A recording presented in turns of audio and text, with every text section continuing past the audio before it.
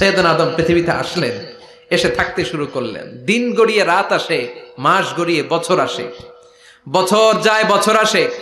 ঠিক 940 বছর পর মালাকুল মাউত আদম আলাইহিস সালামের কাছে আসলেন, বললেন আনা মালাকুল মাউত উকিলা বিকুম, আপনাদের জন্য আল্লাহ আমাকে বানিয়েছে রূহ কবজ করতে। ও আদম, আবুল বাশার, পৃথিবীর প্রথম মানব, প্রথম নবী, আপনার সময় শেষ, রেডি হন।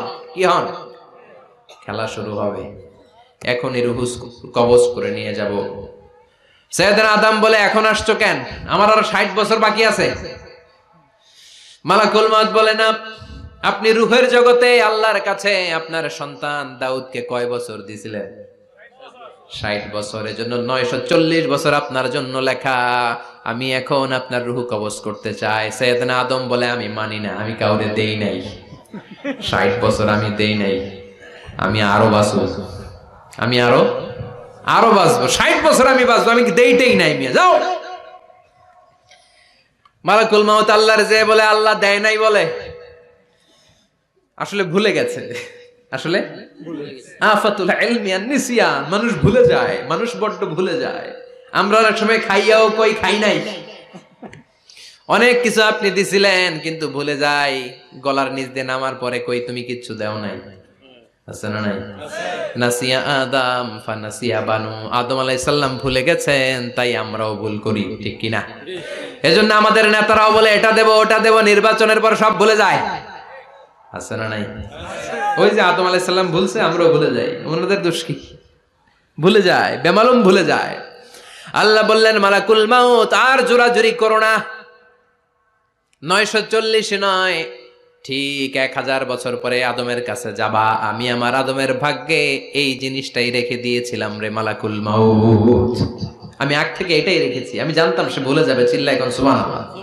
তার মানে পৃথিবীর সবচাইতে লম্বা মানুষ, 60 হাত লম্বা, এত শক্তিশালী আদম আলাইহিস সালাম শ্রীলঙ্কাতে প্রথম নেমেছিলেন। এক লাফ দিলে আধা মাইল চলে যাইতেন। সুবহানাল্লাহ। কি লম্বা মানুষ। আদম আলাইহিস সালাম চলে গেলেন, ওনার পরের নবী ইদ্রিস আলাইহিস সালাম, উনি মরে নাই। ইদ্রিস আলাইহিস সালাম মরছে, কে বলছে? উনিও মরেছেন। তবে ওনার মৃত্যুর আজীব এক ঘটনা আছে, অনেক লম্বা কথা। এক ফেরেশতার সাথে ওনার বন্ধুত্ব হয়েছিল, বলেছিলেন আমি আকাশ দেখতে চাই, আল্লাহর কাছে অনুমতি চাই। আল্লাহ বলল ঠিক আছে, ইদ্রিসকে আকাশে ঘুরাও।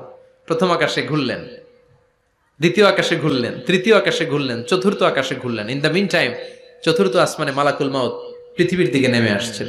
ওই ফেরেশতা বলে, মালাকুল মাউত আপনি কই যান? মালাকুল মাউত বলে, একটু আগে আল্লাহ ফরমান জারি করেছে, চতুর্থ আসমানে আমার নবী ইদ্রিসের রূহ কবজ করো। সুবহানাল্লাহ। আমি বললাম, আল্লাহ আপনার পাঠানো নবী সাইয়েদনা ইদ্রিস থাকে দুনিয়ায়, চতুর্থ আসমানে পামু কই? আল্লাহ কয় কথা নাই, দৌড় দে। আমি দৌড় দিলাম, এসে দেখি ইদ্রিস আলাইহিস সালাম এখানে রেডি। সুবহানাল্লাহ। ওয়া রাফা'নাহু মাকানান আলিয়্যা। ইদ্রিস আলাইহিস সালামের রূহ কবজ দুনিয়ায় হয় নাই, চতুর্থ আকাশের মধ্যে হয়েছে। একটু চিৎকার করে পড়বেন সুবহানাল্লাহ। এরপরে সুলাইমান আলাইহিস সালাম, উনি তো মরে নাই, মরছে? উনি জিন চালাইতো, উনিও মরবে? শক্তিশালী একজন নবী ছিল। উনি মালাকুল মাউতকে বলেছিলেন, মালাকুল মাউত আমার মৃত্যুর সুয়াইয়া, সামান্য কিছু আগে আমারে বইলো, আমার একটা কাজ আছে। মালাকুল মাউত মৃত্যুর কিছু সময় আগে এসে বলল, সুলাইমান টাইম ইজ আপ, সময় শেষ, অল্প কিছু সময় বাকি, কি করবেন করেন। সাইয়েদনা সুলাইমান জিনদেরকে ডাকলো, ও জিনেরা, বিশাল একটা প্রজেক্ট আছে, প্রজেক্টে কাজ শুরু করো। আর কিছু জিনকে বলল, চারদিকে গ্লাস ফিটিং করা একটা রুম বানাও। সাইয়েদনা সুলাইমান আলাইহিস সালাম গ্লাস ফিটিং করা রুমের ভেতরে ঢুকলেন। এই রুমে ঢুকার দরজা নাই, হাতে একটা লাঠি নিলেন। কি নিলেন? লাঠির মধ্যে ভর করে দাঁড়িয়ে রইলেন আর জিনদের দিকে তাকিয়ে রইলেন। জিনেরা এত বদমাশ ছিল, সাইয়েদনা সুলাইমান দাঁড়িয়ে না থাকলে কাজ করতো না। ছিল ফাঁকিবাজ। কি ছিল? দাঁড়ায় না থাকলে আজও লোকজন কাজ করতে চায় না, ঠিক কিনা? মালিক দাঁড়ায় থাকলে ঠিকই কাজ হয়ে যায়।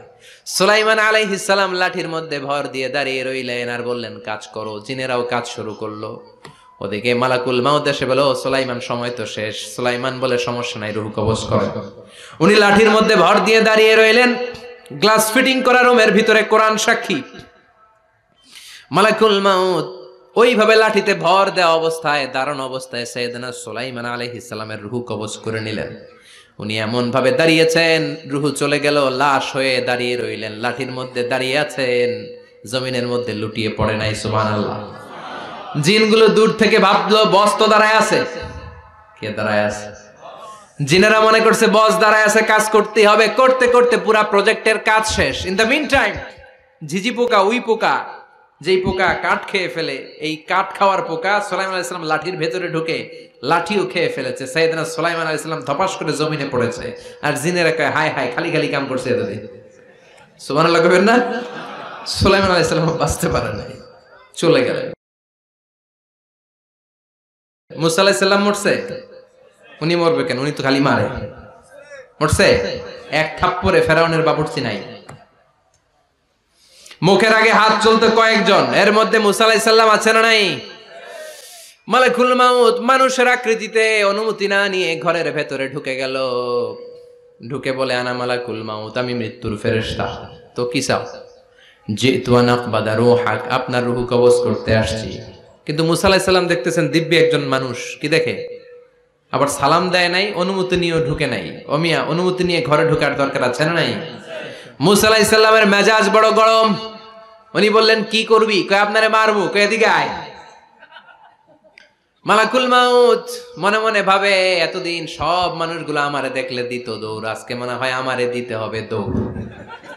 এক পা গায়ে দুই পা পেছায় সাহস করে সামনে গেলেন। আবার মুসা আলাইহিস সালাম দিলেন এরকম থাপ্পড়। ফাসাক্কাহু ফাফাকু আইনা, বুখারীর বর্ণনা, এক থাপ্পড়ে চোখ নাই। ঠিকই মালাকুল মাউত দৌড়, এক দৌড়ে আল্লাহর কাছে। আল্লাহ বললেন রাখো, এটা মুসা আলাইহিস সালাম, তার মেজাজ বড্ড গরম, আমাকে কথা বলতে হবে। আল্লাহ বললেন মুসা, বুখারীর বর্ণনা, গরুর পিঠের উপর হাত রেখে দাও। রাখা হলো। তোমার হাতের নিচে গরুর যত পশম, প্রত্যেক পশমের বিনিময়ে এক এক বছর করে হায়াত বাড়িয়ে দিলাম। মুসা আলাইহিস সালাম অনেক চালাক নবী। উনি বললেন আল্লাহ, আমার হাতের নিচে যদি গরুর 2000 পশম থাকে, তার মানে 2000 বছর হায়াত বাড়িয়ে দিলেন, কিন্তু এক্সট্রা হায়াত যখন শেষ হয়ে যাবে এরপরে কি হবে? আগে ওইটা বলেন। আল্লাহ বললেন সুম্মাল মাউত, তারপরে তো মুসা মরতেই হবে, আসতেই হবে। সাইয়েদনা মুসা আলাইহিস সালাম বললেন ফাল আনা, তাহলে আর দেরির দরকার নাই, এখনই আমি আপনার কাছে চলে যেতে চাই। মালাকুল মাউত মুসা আলাইহিস সালামের রূহ নিয়ে উড়াল দিলেন। সুবহানাল্লাহ। বাঁচতে পারছে? বিশ্বনবী মরে নাই, উনি ইন্তেকাল করেছেন। চিল্লায় এখন ঠিক কিনা? ইন্তেকালের আগে বিশ্বনবী প্রচন্ড অসুস্থ হলেন। মা আয়েশারে ডেকে বললেন, আয়েশা মনে হয় আমি বাঁচবো না। ওই যে খায়বার বিজয়ের দিন, খায়বার দুর্গ বিজয় করার পরে এক ইহুদি মহিলা আমার দাওয়াত দিয়েছিল। ওই দাওয়াত খেতে যাওয়ার পরে গোশতের মধ্যে বিষ মাখানো হয়েছিল রে আয়েশা। ওই বিষ মাখানো খাসির গোশত খেয়ে যে ব্যথা আমার পেটে উঠেছিল, আজ আবার সেই ব্যথা উঠেছে। বিশ্বনবী ওই বিষ খাওয়ানো গোশতের কারণে ইন্তেকাল করেছেন। তার মানে বিশ্বনবী শাহীদ। জামা আল্লাহু বাইনান নবুওয়া ওয়াশ শাহাদা, আল্লাহ বিশ্বনবীকে শুধু নবী বানায় নাই, শহীদ হিসেবে কবুল করেছে। সুবহানাল্লাহ কইবেন না? প্রচন্ড অসুস্থ, উনি ছাড়া মসজিদে নববীতে কেউ ইমামতি করার সাহস পায় না। বিশ্বনবী বললেন আবু বকর তুমি যাও, আবু বকরও যায় না। বিশ্বনবী বললেন পানি আনো। বিশ্বনবী পানি দিয়ে ওযু করলেন। ওযু করে কয়েকজন সাহাবীকে ধরে উঠতে চাইলেন, আবার ধপাস করে বেহুশ হয়ে পড়ে যায়।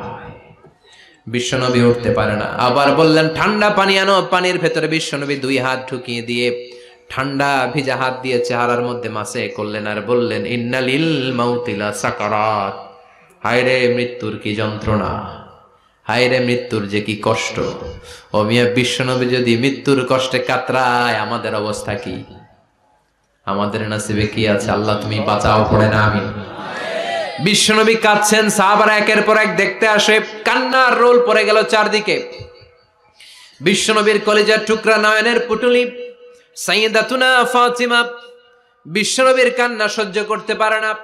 বিশ্বনবীকে ধরে ফাতিমা, সাইয়্যিদাতুনা ফাতিমা বিলাপ করা শুরু করে দিলেন, চিৎকার দিয়ে কান্নাকাটি শুরু করে দিলেন আর বললেন ওয়া কুরবাবা, ওয়া কুরবাবা, হায় হায় আমার বাবার কি কষ্ট, আহা আমার বাবার কি কষ্ট হচ্ছে। বিশ্বনবী বললেন ফাতেমা তুমি কেঁদো না, আমার কষ্ট আজকের পরে আর থাকবে না। আজকে তোর বাবার সব কষ্ট বন্ধ হয়ে যাবে। কি যেন কানে কানে বললেন, ফাতেমা আরো কেঁদে দিল। আবার কানে কানে কি যেন বললেন, ফাতেমা হেসে দিল। বিশ্বনবীর ইন্তেকালের অনেক পর মা আয়েশার কাছে ফাতেমা বললেন, আমি যখন প্রথমে কেঁদেছিলাম আব্বা বলেছিল আমি আর বাঁচবো না রে ফাতেমা। আবার কানে কানে একটা কথা বলার পরে হেসেছিলাম, আব্বা বলেছিল আমার পরে আমার পরিবার বর্গের মধ্য থেকে সর্বপ্রথম তোমার সাথে আমার দেখা হয়ে যাবে রে ফাতেমা। অল্প কয়েক মাসের ব্যবধানে সাইয়েদাতুনা ফাতেমা উনিও ইন্তেকাল করলেন। বিশ্বনবী শোয়া থেকে উঠতে পারে না। এক সাহাবীকে দেখলেন মেসওয়াক করছে। বিশ্বনবী মেসওয়াকের দিকে তাকিয়ে রইলেন। বিশ্বনবীর নিথর দেহটা পড়ে আছে। আয়েশারা যে বলবে আয়েশা মেসওয়াক দাও, বলতে পারে না। মা আয়েশা বুঝতে পেরে মেসওয়াক আনলেন, বিশ্বনবীকে মেসওয়াক করিয়ে দিলেন। এবার বিশ্বনবী বললেন, ও আবু বকর শোনো, আল্লাহ আমাকে অপশন দিয়েছে। কি দিয়েছে? আল্লাহ বলেছে নবী আজীবন থাকতে চাইলে থাকেন, আর আসতে চাইলে চলে আসেন। আমি থাকতে না চেয়ে আল্লাহর কাছে চলে যাওয়ার ইচ্ছা করলাম। সাইয়েদনা আবু বকর কান্না জুড়ে দিলেন। বিশ্বনবী বললেন, আসসালাত আসসালাত, ও আমার উম্মতেরা নামাজ তরক করো না। ইন্তেকালের আগে বললেন নামাজ ছেড়ে দিও না। আর বললেন ওয়ামা মালাকাত আইমানুকুম, তোমাদের অধীনস্থ কর্মচারীদের সাথে খারাপ আচরণ করো না। ঘাম শুকানোর আগে পয়সা দিয়ে দিও।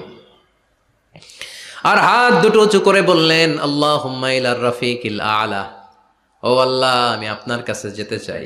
এই কথাটা বলে বিশ্বনবীর হাত দুইটা থপাস করে জমিনে পড়ে গেল। বিশ্বনবীও চলে গেলেন।